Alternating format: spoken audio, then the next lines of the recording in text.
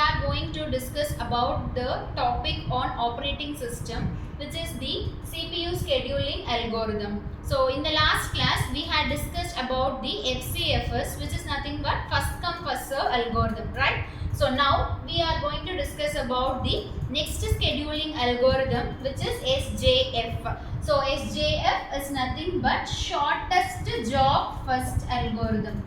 So it is shortest job first algorithm. So what is this shortest job first algorithm? From the name itself, we are able to identify the CPU will execute the process which has the lowest burst time. So we know what is mean by burst time. So burst time is nothing but the total time taken by the process to get execute it on CPU, right? So we call it as burst time. So shortest job first means CPU will execute the process which has the shortest time, the shortest burst time. So again this shortest job first is we get a term called non-preemptive scheduling.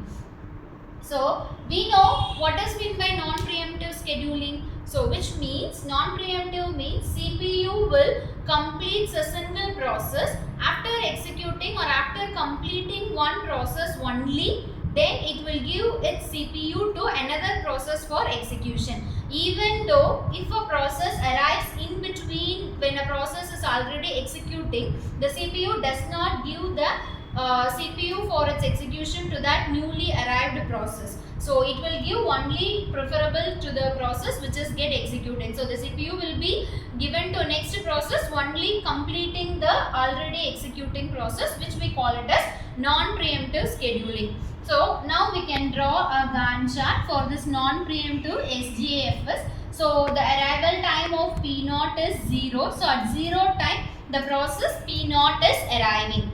We know the burst time of P0 is 3 millisecond. So at 3 millisecond P0 will get completes its task, right?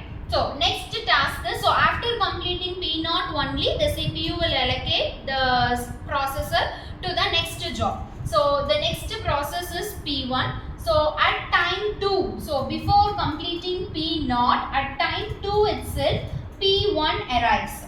So now, so there is no, so until 3 only P1 arrives. So the processor will start executing the process P1. So since it is a non-preemptive scheduling, P1 will get execute. So at time 6 P1 will get execute. So during this 6 minutes or during the 6 millisecond, what are all the process will arrive? So the process 2, so the total time is 9. So within this 9 millisecond, process P2 will arrive, and also process 3 will arrive at 6 millisecond, process 4 will arrive at 8 millisecond. So within the completion of the process P1, the remaining process P2, P3, P4 all will get arrived and they will be on the ready queue. Now the CPU has to decide which process has to be executed. Since we are having P2, P3 and P4 at the ready queue, the CPU has to decide based on this algorithm SJF. So the shortest job among P3, P2, P4 is the burst time of P2 is 4, the burst time of P3 is 5 and the burst time of P2, P4 is 2. So which is the smallest job here? Of course it is P4. So the CPU has to execute the process P4 since it is the shortest job among these three processes. So the CPU can execute the process P4. So the total burst time is 2. So 9 plus 2 is 11. So after executing, so now the process which are all on the queue is P2 and P3. So compared to P2 and P3, which is the smallest job? So it is of course P4. Since the burst time of P2 is 4, P2 will get execute. So it will take 4 means 11 plus 4 is 15. So the remaining job we know it is P3. So the burst time of P3 is 5. So it is at 20th millisecond. P3 will get completion. So the total time taken for completing all the processes 20 millisecond. So in the previous class, now we have to calculate the completion time. So the completion time of P0 it is 3. At 3rd millisecond P0 completes its job. So it is 3. So what is the completion time of P1? P1 it is 9. and the completion time of P2 is 15.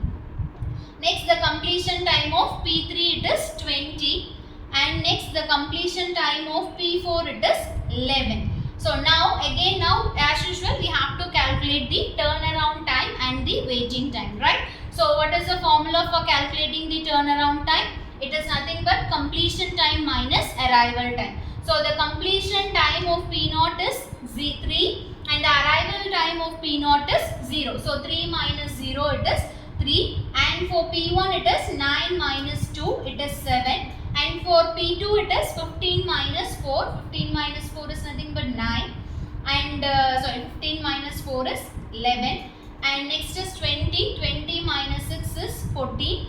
11. P4 it is 11. 11 minus 8 it is 3. So this is the turnaround time of this each 5 process. And next we have to calculate the waiting time of each process.